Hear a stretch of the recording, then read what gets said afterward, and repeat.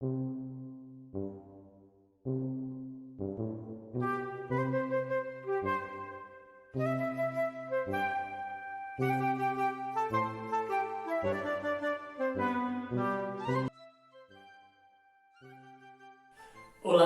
meu nome é Crisóstomo Moreira, eu sou ator e contador de histórias. Eu quero dividir com vocês uma oficina sobre a arte de contar histórias. Esse projeto foi selecionado pelo edital do Governo do Estado do Rio de Janeiro, através da Secretaria de Cultura e Economia Criativa, e foi concebido principalmente para atender aos profissionais da educação e todas as pessoas que possam estar interessadas nesse tema.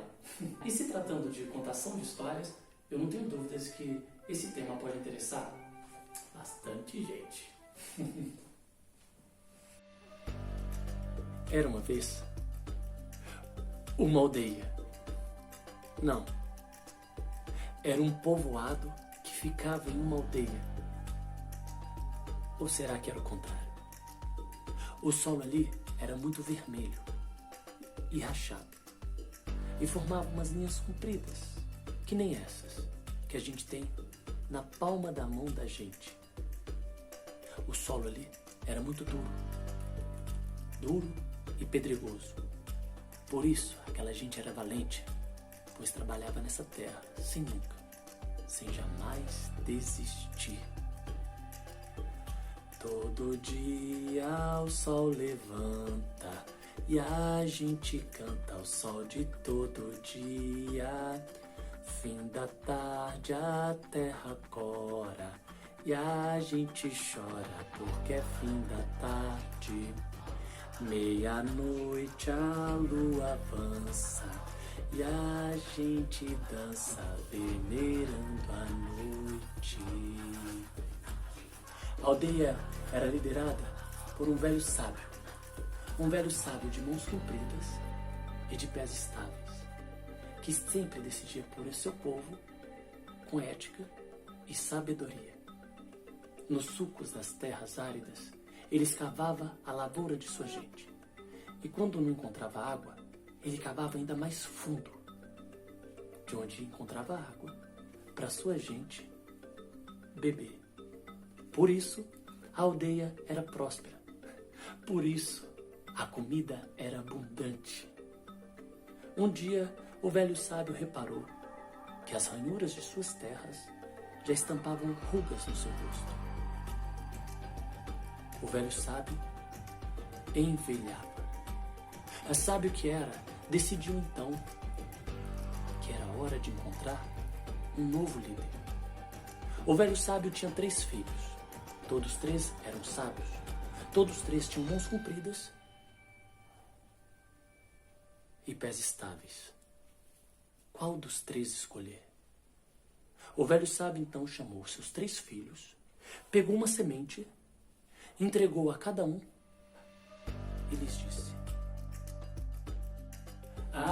vocês ficaram com uma vontade, né, de ouvir o desenrolar da história, não foi? Quem não gosta de ouvir e contar histórias? Isso faz parte da natureza humana, gente. Há milênios, os homens e as mulheres se sentavam ao redor das fogueiras. Para quê? Para contar e ouvir histórias.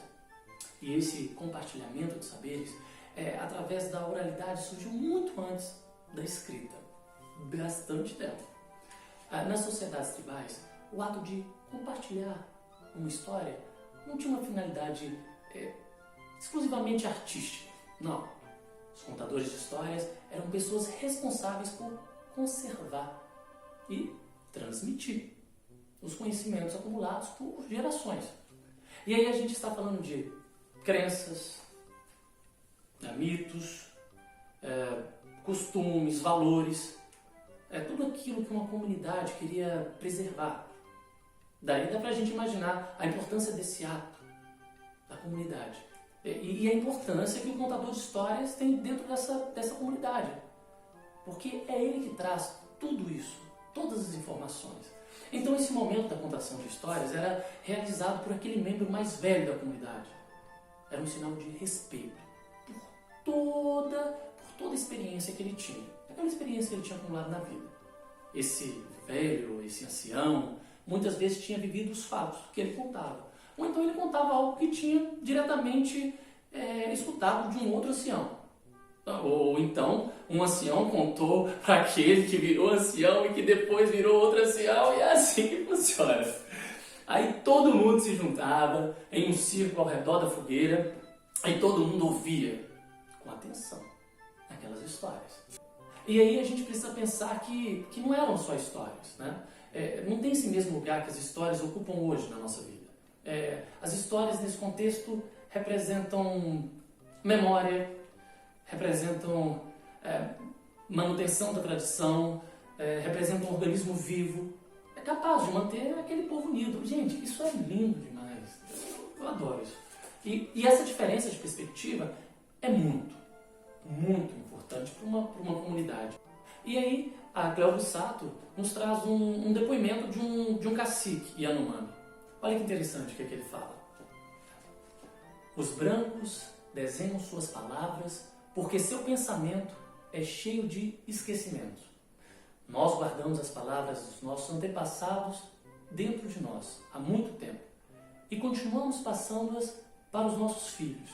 São elas que nos fazem ver e conhecer as coisas de longe, as coisas dos antigos. É o nosso estudo, o que nos ensina a sonhar. A oralidade aí assume um papel que vai bem mais além do entretenimento, que vai bem mais além do que o papel da arte.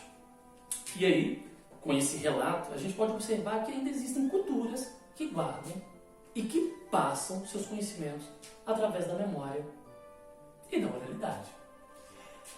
E aí nós temos aí também os griots. Os griots que são contadores de histórias, que são guardiões de tradições milenares lá da África Antiga. Eles são uma memória viva, que vai transmitindo de geração em geração. É parecido com os povos indígenas também. Diferentes da civilização ocidental, que dá mais valor à escrita como fonte de transmissão de conhecimentos, em sociedades que têm a tradição oral como fonte de conhecimento, a fala tem uma importância sagrada, gente. Sagrada mesmo. E a história falada, ela é carregada de memória, tem essa importância social sagrada. Sagrada, é isso mesmo. Tem uma citação do Celso Sisto muito interessante que eu gostaria de compartilhar com vocês. É assim: a contação de histórias é um ato agregador e social, pois possui a propriedade de reunir pessoas, criando intimidade entre elas e tornando-se uma atividade coletiva. Considerando-se, então, a importância sociocultural da contação de histórias para a formação do indivíduo. Pode-se também perceber a sua utilidade enquanto recurso didático, uma prática a ser desenvolvida no ambiente escolar. E aí, sobre a contação de histórias, o que ela provoca de forma individual e coletiva, o Sisto fala assim, ao ouvir uma história, as crianças vivenciam no plano psicológico as ações, os problemas, os conflitos dessa história. Essa vivência, por meio de empréstimo, a experimentação de modelos de ações e soluções apresentadas na história, fazem aumentar consideravelmente o repertório de conhecimento da criança sobre si, sobre o mundo. E tudo isso ajuda a formar a sua personalidade. Então, mesmo na nossa cultura ocidental, em que a tradição oral já não tem essa importância sagrada, onde ela não carrega a responsabilidade pela manutenção viva das tradições e da história de um povo, a gente percebe que continua enorme a importância da oralidade, por outros vieses. A importância para o entendimento do mundo e para a própria formação do indivíduo. A importância de contar e ouvir histórias na formação do indivíduo, a criança. Os primeiros contatos que uma criança tem com o texto, na maior parte das vezes, acontece através das histórias contadas. Histórias que são contadas pelos pais, pela avó, pelos professores. Quando a criança ouve uma história, ela tem um contato com um ponto de vista sobre o mundo que a cerca. E ela vai coletando pontos de vista. A criança, gente, ela é especialista nisso. Se tem uma coisa que a gente tem que botar fé, é isso. Essa prática rotineira de contar histórias para as crianças é muitíssimo importante, porque esse é o início de todo o processo de aprendizagem da criança. Quando uma criança ouve uma história, ela está desenvolvendo o seu pensamento crítico. Ela está tendo contato com uma determinada visão de mundo, com um fato inusitado, ela está ampliando as suas perspectivas. Quando uma criança ouve uma história, ela também tem essa coisa de ter contato com o mundo, vamos dizer, encantador, né? Fantasioso, mas também conhece os conflitos. Ela conhece as dificuldades que foram vividas pelos personagens. Ela conhece as estratégias que os personagens usaram para enfrentar essas dificuldades. Não é muito interessante? Sobre isso, o professor José Maria diz o seguinte: a criança, quando ouve histórias, consegue perceber as diferenças que mostram os personagens bons e maus, feios e bonitos, poderosos e fracos. Facilita à criança a compreensão de certos valores básicos da conduta humana ou do convívio social. Através deles, a criança incorporará valores que desde sempre regem a vida humana. Bom, se a gente já viu a importância social, a importância cultural de se contar histórias em sociedade, e se a gente já viu também a importância para o indivíduo dessa necessidade humana, que é ouvir e compartilhar histórias, a gente precisa então valorizar essa prática, né, pessoal? Fala sério, né? Bora! A gente precisa valorizar a prática da contação de histórias, seja em sala de aula, seja em casa, seja em volta de uma fogueira, compartilhando saberes. E a melhor forma de fazer isso é encontrar possíveis formas de tornar essa prática tão importante, agradável, para quem conta e para quem ouve as histórias. Crianças adoram desenhar. Crianças desenham nuvens, chuva, árvores, grama, sol, castelo, rainha, princesa, rato, elefante. E eles usam cores. Usam amarelo, usam azul, rosa, laranja, marrom, preto e furta-cor. Furta-cor é quando se misturam todas as tintas e aparece qualquer uma delas. E os círculos que eles fazem, aqueles círculos consecutivos, para mim são os melhores. Não mudei de ideia. Eu acho que é aquele sol amarelo, bem amarelo, que vai se pondo atrás de uma montanha, porque o salgado do amarelo vai encostando com o docinho da grama e fica simplesmente maravilhoso. Existia na cidade uma fera assustadora, com olhos flamejantes, garras afiadas e dentes pontiagudos. Era o terror da cidade. E só uma coisa, apenas uma coisa, fazia ele ficar tranquilo. Desenhos, eu adoro desenhos. Desenhem, crianças, desenhem. E assim, toda a cidade, todas as crianças da cidade tinham que desenhar. Desenhar para a fera, porque senão ele exterminava com todo mundo. Então, as crianças desenhavam. Mas assim, a parte chata não era desenhar. Toda criança ama criar desenhos. Mas, sabe, de vez em quando, sai aquele desenho bonito, sabe? Aquele desenho que dá vontade de mostrar para o melhor amigo, ou então para a professora, ou então para os pais. Olha que lindo. Ou melhor, deixar no mural, assim, sabe, na entrada da sala para todo mundo ver. Mas não dava. A fera comia tudo, tudinho. Não deixava nenhumzinho para as crianças. Então, as crianças ficaram chateadas e tiveram uma ideia. Se juntaram e foram falar com a fera. Dona Fera, o que foi? O porquê vocês estão me incomodando? Eu que sou uma fera, que tudo sabe, tudo sei. Sabe o que é, Dona Fera? É o seguinte, a gente tava pensando em quê? Desenho! Então, é sobre isso mesmo, Dona Fera.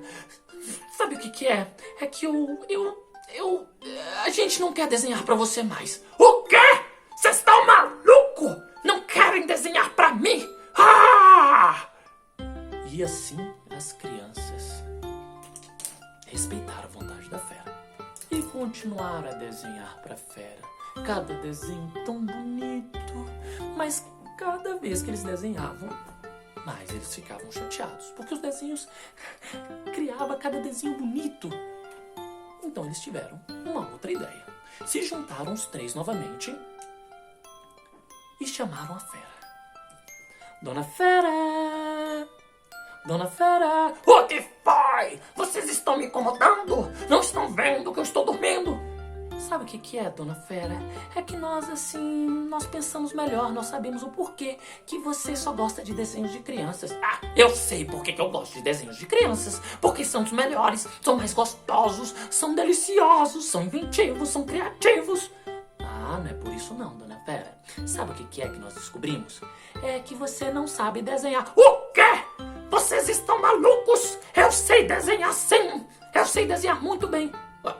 Então, desenho. Eu não tenho giz de cera, eu não tenho papel. Eu tenho. Então prove pra gente. E assim, as crianças deram pra Fera uma folha pra ele desenhar. Mas a Fera, coitadinha, ela não sabia desenhar.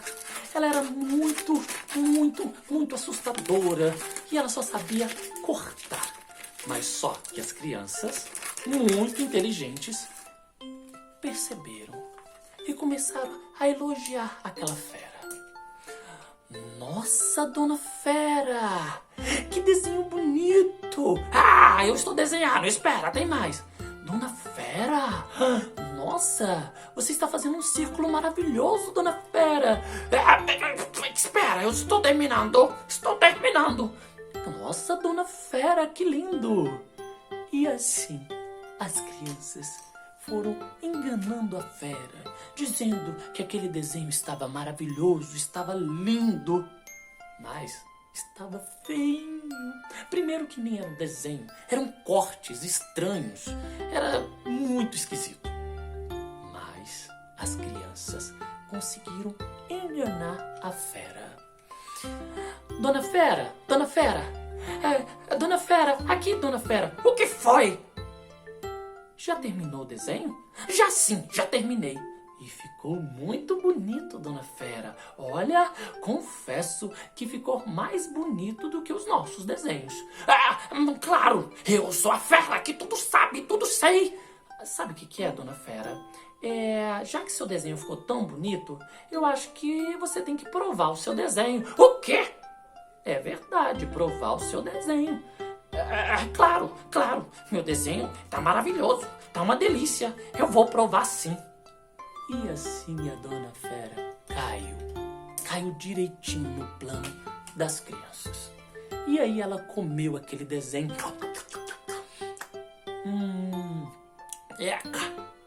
Comeu, desceu. Mas ela, como era muito orgulhosa, eu adorei meu desenho. Quer saber de uma coisa? Nunca. Eu não quero nunca mais comer desenhos de crianças. E assim, as crianças conseguiram enganar a Dona Fera. Foi um plano incrível, maravilhoso. Mas, com o passar do tempo, as crianças sempre deixavam assim, sabe? Um desenho bem bonito pendurado na janela do quarto, que misteriosamente sumia sem ninguém perceber. A primeira coisa quando a gente pensa em contar histórias é: eita, qual história eu vou contar? Por onde eu começo? Ei, você pode começar com histórias curtas, lendas, os grandes clássicos da literatura, ou até mesmo inventar as suas próprias histórias. O que não falta é livro, pessoal. O que não falta é livro e criatividade para você contar suas histórias. Num segundo momento, é ler a história. Você sabe ler uma história?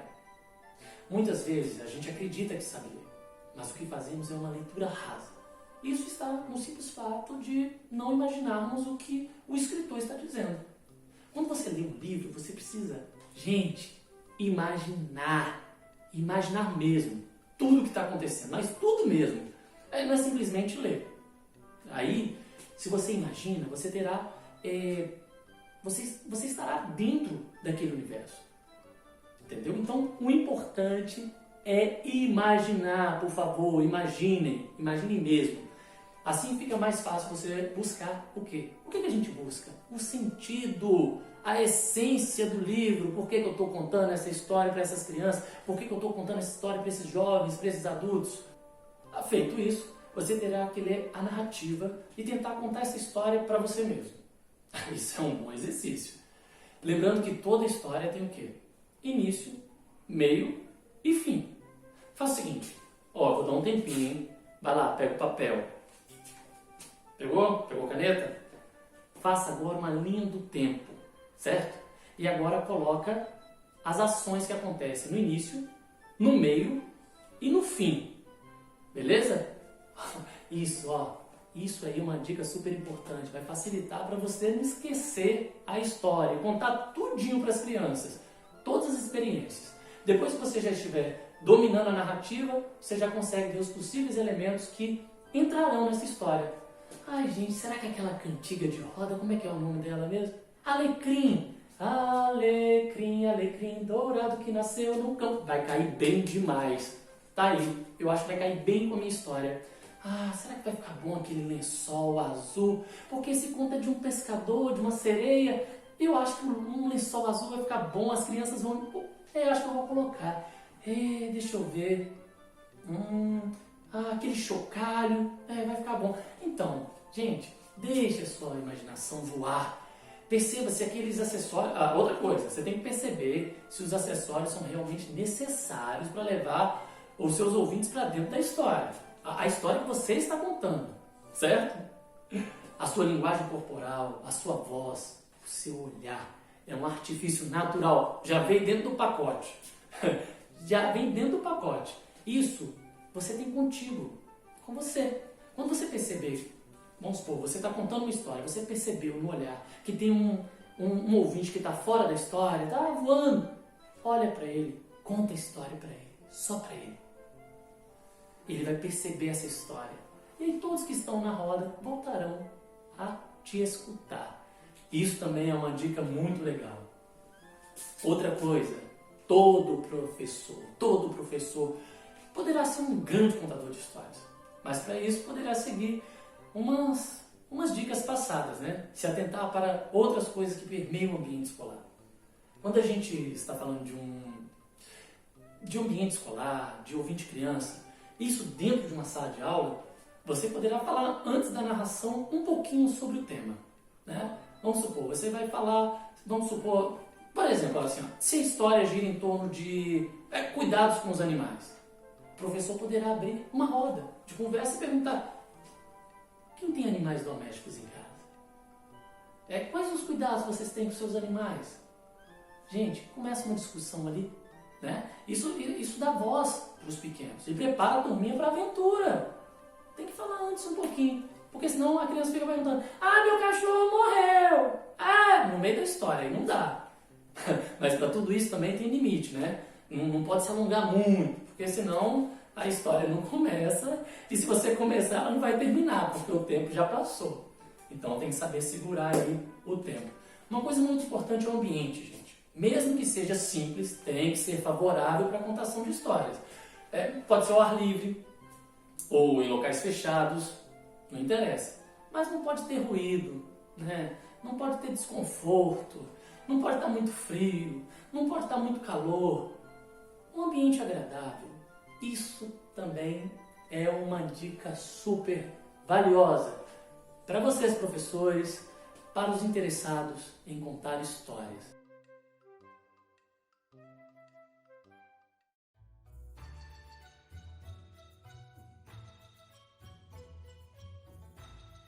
Era uma vez um povoado Um povoado que ficava no alto de uma montanha. Ali passeava uma brisa suave, tranquila. Por isso o povo dali era muito cordial, muito tranquilo. Mas às vezes aparecia um vento forte que sacudia as folhas das árvores e jogava tudo pro ar. Porque ali morava também um imperador, de um temperamento impetuoso, como o mais forte dos furacões. Ali ele tudo mandava, e não tinha capricho seu que não fosse atendido. Oi, senhor imperador, reverências. Ele ali mandava em tudo. Ele tinha roupa da mais bonita seda, comida, comida da melhor qualidade. Mas nada disso deixava satisfeito. O imperador andava com o coração apertado, com uma angústia, sabe? Parecia que estava tudo preso na garganta. Então, ele olhou pela janela, se debruçou e começou a desfalecer. Foi quando apareceu um passarinho que rodopiou pelos aposentos reais e partiu, tão rápido quanto chegou, traçando acrobacias no ar até sumir no horizonte.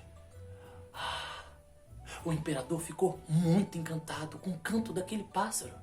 Que alegria voltou para o peito do imperador. Então ele ordenou, pediu a seus súditos que capturassem aquele pássaro pequeno e ligeiro, com aquele canto tão bonito. 3 dias depois, lá estavam os súditos com o passarinho, numa gaiola toda adornada de pedras preciosas e com um pássaro dentro. Então, colocaram o pássaro na frente, bem na frente do imperador. O imperador sentado, esperando o seu canto.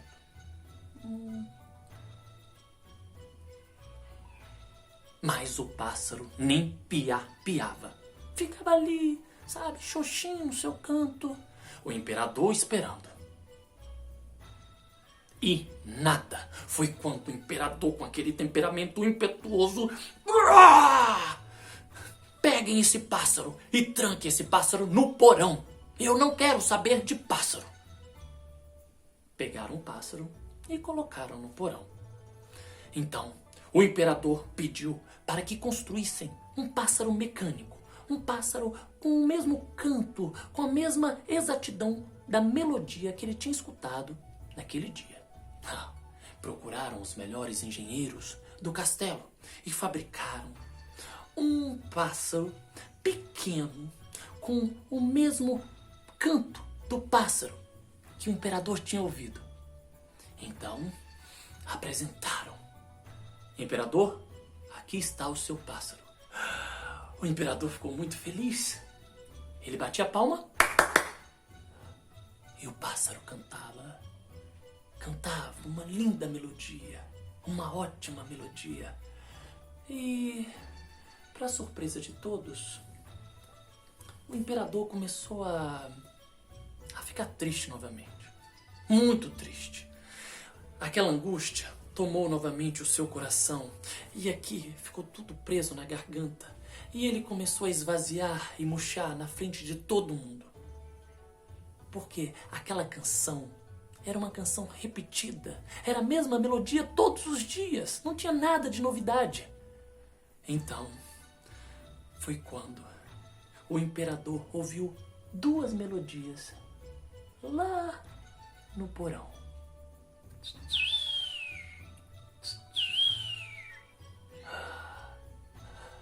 O imperador começou a sorrir e pediu para os seus súditos que buscassem aquele passarinho que estava lá no porão. Aquele passarinho, lembra? Aquele passarinho que ele pegou e que não cantou. Isso. Quando trouxeram o passarinho, o imperador abriu a janela. E o passarinho rodopiou pelos aposentos reais, cantou uma linda melodia e partiu tão rápido quanto chegou. Com as asas abertas, o pássaro, pequeno e ligeiro, pôde entoar uma canção tão linda e tão pura, jamais ouvida em todo o reino. E assim, em liberdade, o passarinho voou.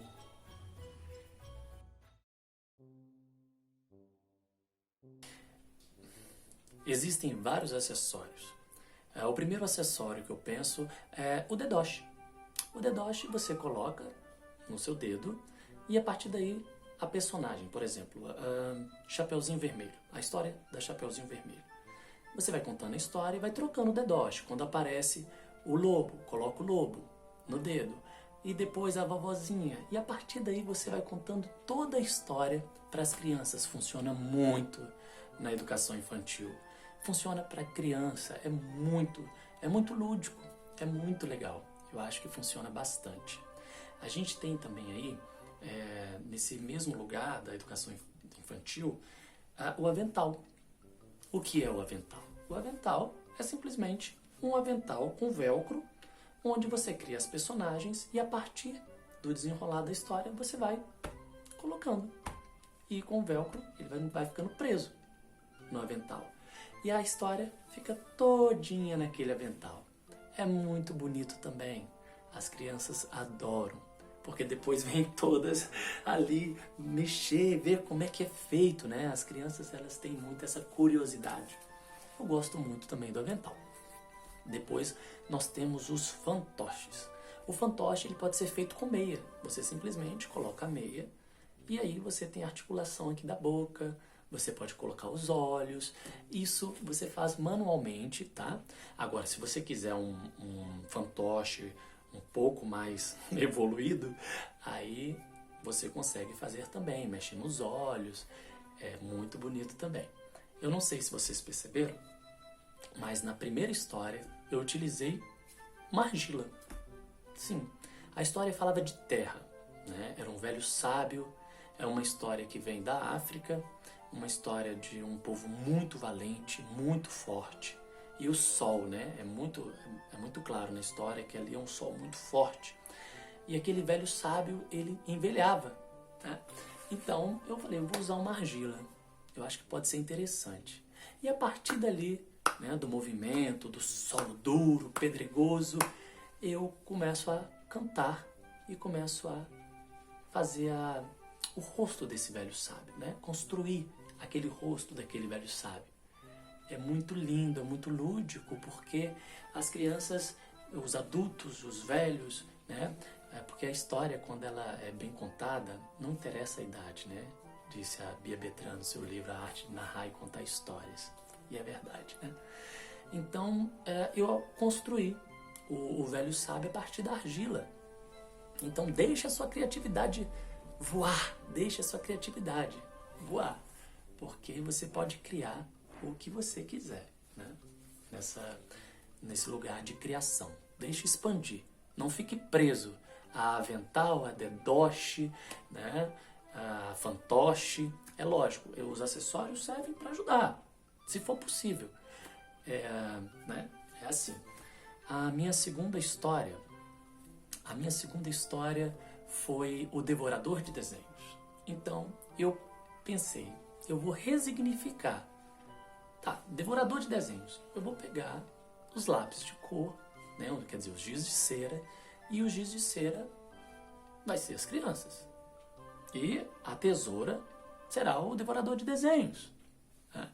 Então, eu resignifiquei, né, o giz de cera e foi esse a minha criatividade, o que eu pensei para contar essa história para vocês. Então, é isso, vocês têm que olhar e ver o que pode ser feito, né? O que eu posso colocar na história. A terceira história, eu não utilizei absolutamente nada. Não utilizei nada mesmo. Eu falei, a terceira história eu quero contar sem o auxílio de nenhum acessório. Vai ser apenas a voz, né? Como eu disse lá no início, os griots, como é que os griots sentavam na frente e contavam para os seus ouvintes, os nossos antepassados, né? Aquela história ao redor da fogueira, como é bom quando a gente senta e conversa com os amigos, né? Então, propositalmente, eu falei, não vou usar nada. Vou deixar apenas a minha voz, as minhas expressões, o meu corpo falar. e eu experimentei e coloquei aí para vocês. Porque a história, ela precisa apenas de que você dê vida para elas. E Cléo Sato nos diz: o principal objetivo em contar uma história é divertir, estimulando a imaginação, já que devido ao seu aspecto lúdico, contar histórias é fermento para o imaginário.